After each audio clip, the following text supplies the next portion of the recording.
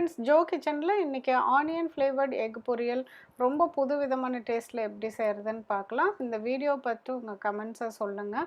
இது வரைக்கும் சப்ஸ்கிரைப் பண்ணாதவங்க மறக்காமல் சப்ஸ்கிரைப் பண்ணிவிட்டு பெல் ஐக்கானையும் ப்ரெஸ் பண்ணுங்கள்.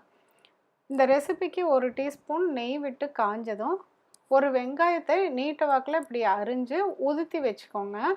இதை போட்டுட்டு நம்ம இந்த கேரமலைஸ்டு அப்படின்னு நல்லா ப்ரௌன் ஆகிற வரைக்கும் வதக்கணும்.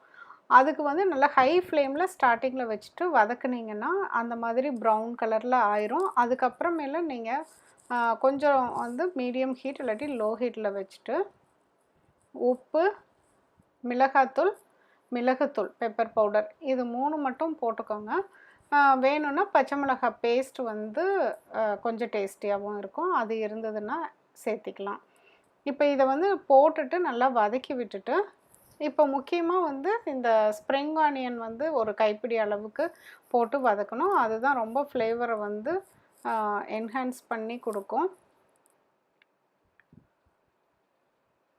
இப்போ ஒரு கைப்பிடி அளவுக்கு இந்த ஸ்ப்ரிங் ஆனியன் சின்ன சின்னதாக கட் பண்ணி போட்டிருக்கேன்.